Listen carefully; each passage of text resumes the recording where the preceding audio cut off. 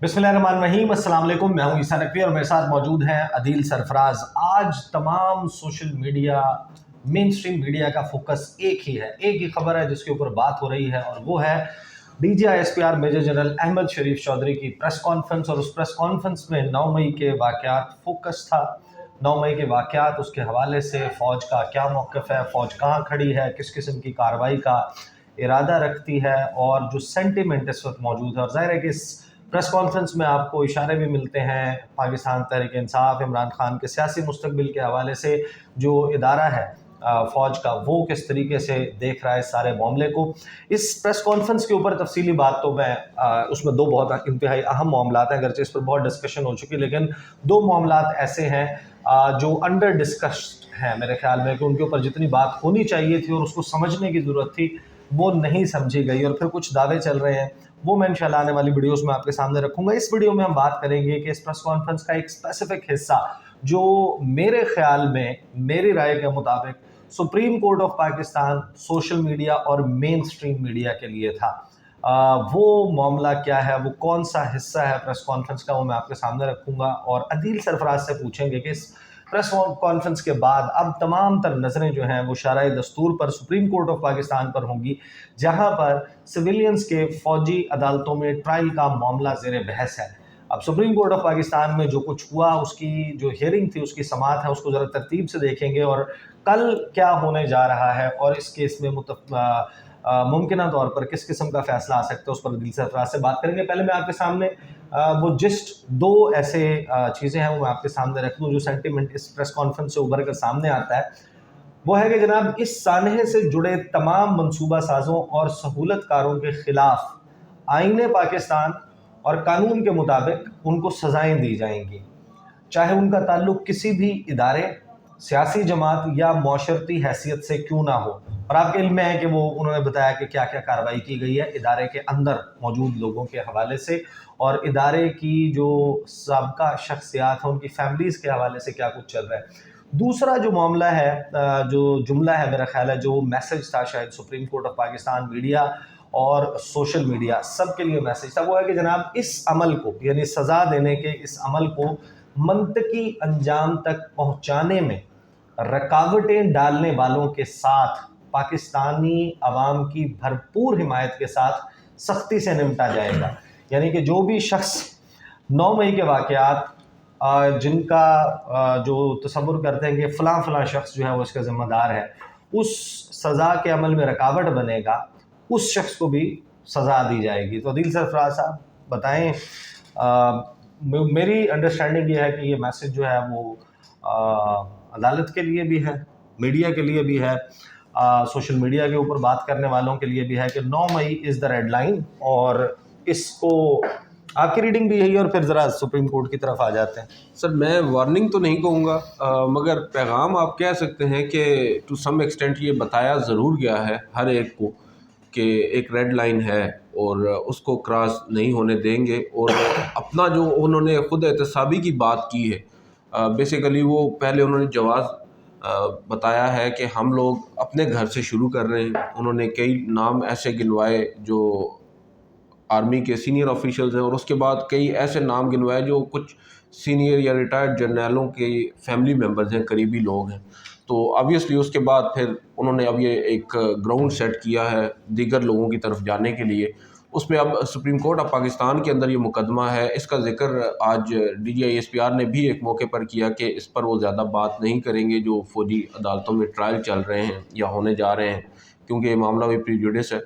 Chief justice of Pakistan ने आज मुझे एक इसमें चीज़ बड़ी दिलचस्प लगी। उन्होंने समाअत के अख्तिताम पर अटॉर्नी जनरल को रोस्टम पर बुलाया, क्योंकि सलमान अकरम राजा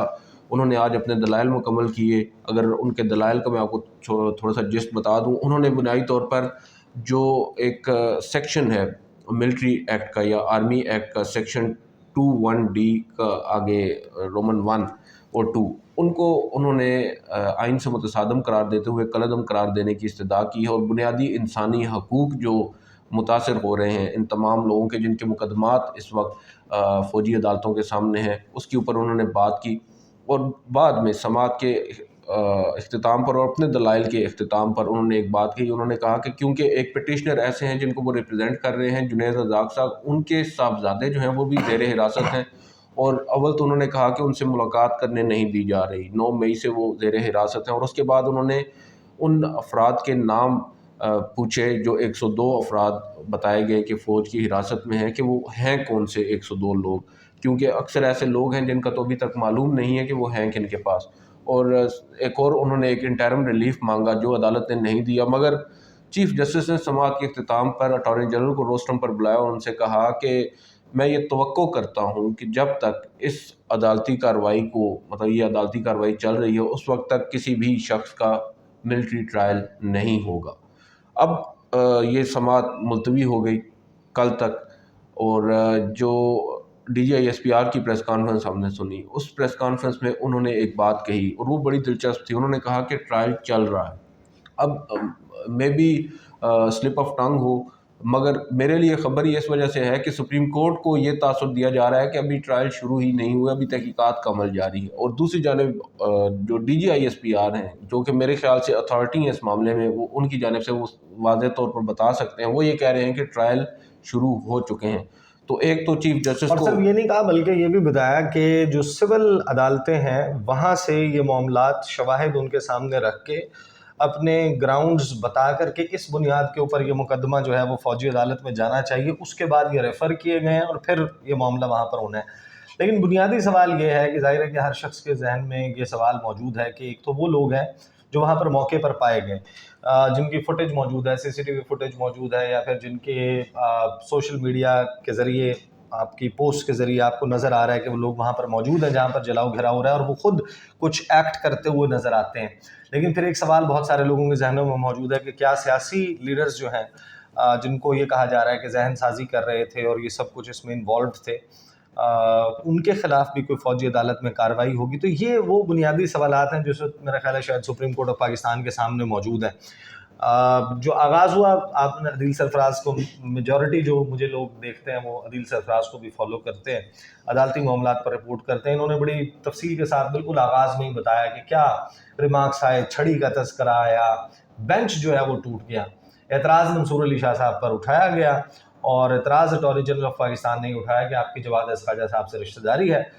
پہلے میرا موقف تو مختلف تھا، لیکن مجھے جو ہدایت آئی ہیں حکومت کی طرف سے، فیڈریشن کی طرف سے، ان کی بنیاد پر میں اعتراض اٹھاتا ہوں، آپ ریکیوز کر دیں. انہوں نے ریکیوز بھی کر دی، اور عدیل جو ہے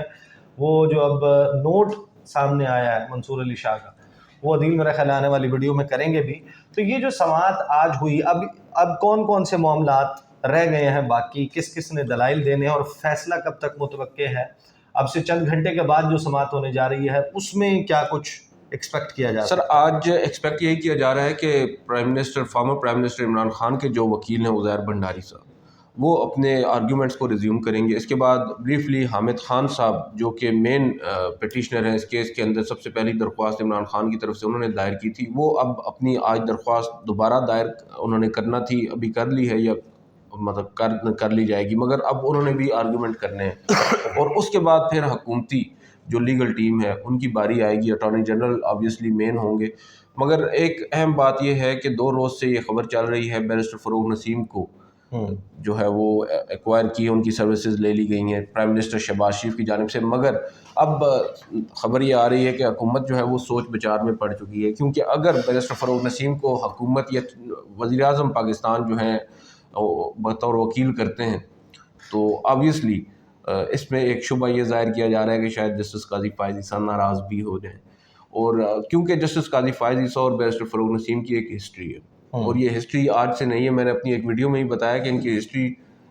تب سے چل رہی ہے جب یہ وکالت کیا کرتے تھے دونوں کراچی میں، سے پہلے، بہت پہلے. اور ایون تب ان کا ایک سینئر ایڈوکیٹ کا ایک لائسنس ہوتا ہے، یا اس کو ٹیگ لگایا جاتا ہے سپریم کورٹ میں جب ایک ایڈوکیٹ کی ایک پریکٹس ہو جائے سپریم کورٹ کی، تو اس کے لیے لائسنس جب ان کا وہ نام آیا سامنے، تو ہمیں یہ بتایا گیا، ذرائع کی جانب سے یہ دعویٰ کیا گیا تھا کہ جسٹس قاضی فائز عیسیٰ نے بیرسٹر فروغ نسیم کے نام پر اعتراض کیا تھا، اور وہاں سے پھر ان کی ٹسل مزید آگے بڑھی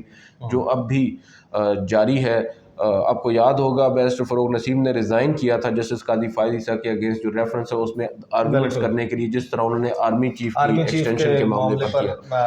تو खोसा साहब के सामने بالکل. اور دوسری جانب عرفان قادر صاحب کو بھی کہا گیا ہے, ریکویسٹ کی گئی ہے, وہ وزیر دفاع کو ریپرزینٹ کریں گے سپریم کورٹ میں, اور رشا خاور صاحب سے بھی آج معلوم ہوگا کچھ دیر میں کہ آج سپریم کورٹ میں آیا یہ وکلا آتے ہیں یا نہیں, کیونکہ بیرسٹر فاروق نسیم تو گزشتہ روز اسلام آباد میں آ چکے ہیں مگر سپریم کورٹ وہ نہیں آئے. اب ان کے جو آرگیومنٹس ہیں ان سے بھی اندازہ ہوگا, لیکن مجھے ابھی تک جو آج تک کی عدالتی کارروائی ہے, 3 روز سماعت ہوئی ہے, مگر سماعت 3 سے زائد مرتبہ ہو چکی ہے, ہر روز 2 یا 3 سماعتیں ہو رہی ہیں وقفے کے بعد. ان تمام تر سماعتوں کے دوران مجھے جو سب سے ابھی تک جو ججز کی سوچ سے مطابقت رکھتی ہوئی پٹیشن نظر آ رہی ہے اس کیس میں, گو کہ امپریسڈ ججز جواد خواجہ صاحب کی پٹیشن سے بہت ہوئے ہیں, سلمان اکرم راجہ کے بھی بہت اچھے دلائل تھے, مگر ایک پٹیشنر آئے ہیں سول سوسائٹی کی جانب سے جن کو ریپرزینٹ کر رہے تھے فیصل صدیقی صاحب. فیصل صدیقی صاحب کی جو پٹیشن بورڈ میں نہیں تھا لیکن چلیں بالکل. فیصل صدیقی صاحب جو ہیں وہ ان کا بنیادی طور پر نقطہ یہ ہے کہ آپ سویلینز کا جو ٹرائل ہے وہ کر سکتے ہیں ملٹری کے اندر, مگر اس کے لیے کوئی طریقہ کار, کوئی ضابطہ کار بنائے جائیں. وہ وائریز کو چیلنج نہیں کر رہے ملٹری ایکٹ کے کہ ہو سکتا ہے یا نہیں ہو سکتا, یا وہ قانونی ہے یا غیر قانونی ہے, مگر وہ طریقہ کار وضع کرنے کی بات کر رہے ہیں. تو ہو سکتا ہے, مجھے یہ لگتا ہے کہ چیف جسٹس یا دیگر ججز ان کی پٹیشن سے متفق ہوتے ہوئے اس طرح کا کوئی آرڈر کر دیں جس میں تمام لوگ ہی راضی ہو جائیں. صحیح, لیکن جو ابھی تک تاثر آیا ہے کہ فیصلہ جو ہے وہ شاید بہت جلد عید سے پہلے اس کی توقع کی جا رہی ہے. سر توقع یو ایگری کہ یہ معاملہ اتنی جلدی کنکلوڈ ہو جائے گا؟ سر آج شارٹ آرڈر آ جائے گا کیا ایگزیکٹلی یہ جو سماعت ہوئی ہے اس کے اوپر جو اعتراض ہوا ہے جسٹس منصور علی شاہ کے, حکومت نے جو اعتراض کیا اس پر آج چیف جسٹس باقاعدہ طور پر ہم نے دیکھا کہ انہوں نے انائڈ وہ فیل کرتے ہیں نا ایک شخص, وہ کافی زیادہ زچ ہونا شروع ہو گئے, تو انہوں نے اس کا ریئیکشن بھی دیا ہے. ایک تو انہوں نے اٹارنی جنرل کو کافی زیادہ آپ کہہ سکتے ہیں سرزنش ان کی, اس کے بعد انہوں نے سلمان اکرم راجہ پر بھی کافی غصہ اتارا اور بار بار اس بات پر اصرار کر رہے تھے کہ وقت کم ہے, آپ وقت ضائع نہ کریں, مدعے پر آئیں. تو امکان یہی ہے, دیگر وکلاء کو بھی بار بار یہی کہتے رہے کہ جلد از جلد اس کو نمٹائیں, کیونکہ کل یعنی اب جو بدھ کا روز ہے یہ آخری روز ہے, ورکنگ ڈے ہے. تو عدالت کی خواہش تو یہی ہے کہ مقدمے کو نمٹا لیا جائے عید سے قبل, مگر اب عدالت اس کو نمٹاتی ہے اور عبوری ریلیف یا عبوری حکم نامہ جاری کرتی ہے, تب بھی کوئی آپ کہہ سکتے ہیں یہ معاملہ کس کروٹ بیٹھے گا. ادروائز آج بھی استدعا کی گئی ان سے عبوری حکم نامے کے لیے, یعنی عبوری طور پر اس کو روکا جائے, مگر عدالت نے اس معاملے پر ابھی کوئی فیصلہ نہیں کیا. یہ اب معلوم پڑے گا چیف جسٹس مزید آگے. آج کی جو پریس کانفرنس ہے خیر وہ بھی کافی سگنیفیکنٹ ہے, کیونکہ ایک جواب آپ یہ نہیں کہہ سکتے کہ پیغام پہنچایا گیا, لیکن یہ ضرور آپ دیکھ سکتے ہیں کہ وہ پریس کانفرنس جو ہے وہ آبویسلی ہر ایک نے دیکھی ہے. تو جس طرح کے وہاں پر آج جواب دیے گئے ہیں یا بتایا گیا مختلف سوالات جو کمرہ عدالت میں اٹھائے گئے, اس کے جوابات آج وہاں پر بھی آئے ہیں, اور اس سے بھی اب اندازہ ہوگا کہ کل سماعت کس طرف جاتی ہے. فائنلی کوئکلی مجھے ذرا یہ بتا دیں گے, چیف جسٹس جو ہیں وہ جب اٹارنی جنرل نے اعتراض اٹھایا منصور علی شاہ پر, وہ بڑے سیخ پا ہوا ہے, وہ چھڑی وغیرہ کے تذکرہ بھی ہوا, وہاں پر جو انہوں نے 90 روز میں انتخابات کے حوالے سے معاملہ تھا اس کا جو ریفرنس دیا,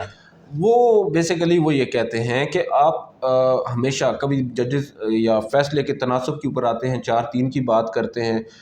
کبھی آپ عدلیہ کی تصدیق کرنے لگ جاتے ہیں. وہ بیسیکلی اس طرف آ رہے ہیں کہ آپ کو دیگر تمام باتیں تو نظر آتی ہیں کہ اس جج کا ذاتی مفاد ہے یا بائسنس ہے, آپ کو یہ نظر نہیں آتا کہ آئین میں 90 روز بھی درج ہیں, اور آپ اس طرف نہیں آتے, آپ کے اس کے میرٹس پہ نہیں آتے, لیکن آپ دوسری طرف جا کر جلدی پر اعتراض کرتے ہیں. اور وہ ان کی بات درست ہے, اور وہ بار بار یہ بات کہہ رہے ہیں کہ ہم نے عدالتی فیصلہ دیا 14 مئی کو انتخابات کا, مگر آپ نے اس پر عمل درآمد نہیں کیا, اور ہم نے اس کے باوجود عدالتی تحمل کا مظاہرہ کیا, کوئی توہین عدالت کی کارروائی نہیں کی, ہم نے ایک قدم پیچھے اٹھایا, اور اس کے بعد بھی آپ لوگ یہ کر رہے ہیں. بیسیکلی انہوں نے گلہ کیا ہے, شکوہ کیا ہے, تھوڑی سی لاؤڈ آواز میں اور تھوڑا سا غصے میں. بہرحال جی معاملہ ظاہر ہے کہ عدالت میں ہے, عدالت اس کو کس طریقے سے آگے لے کر چلتی ہے اس سارے معاملے پر تو نظر رکھیں گے, لیکن چیف جسٹس آف پاکستان کا یہ کہنا کہ ہم نے فیصلہ دیا تھا, اس فیصلے پر آپ نے عمل درآمد نہیں کرایا, ہم نے کوئی سخت کارروائی نہیں کی, یہ ان کو خود سوچنا چاہیے کہ آپ نے سخت کارروائی کیوں نہیں کی. اگر آپ نے کی ہوتی تو آپ کو یہ نا سارا معاملہ اس طریقے سے دیکھنا پڑتا. اگلی ویڈیوز جو ہیں وہ 1-2 ویڈیوز اس میں آپ کو ظاہر ہے کہ آپ کے سامنے رکھنے کی کوشش کریں گے کرامت مغل صاحب کے ساتھ مل کے کہ جو DGISPR کی پریس کانفرنس ہے اس کے بعد کچھ دعوے سرکولیٹ کر رہے ہیں شہر اقتدار میں، وہ دعوے کیا ہیں اور اس پریس کانفرنس میں جو انڈر رپورٹڈ معاملات ہیں وہ کون سے ہیں، بات کریں گے انشاءاللہ اگلی ویڈیو میں. مجھے اجازت دیجیے، اللہ حافظ.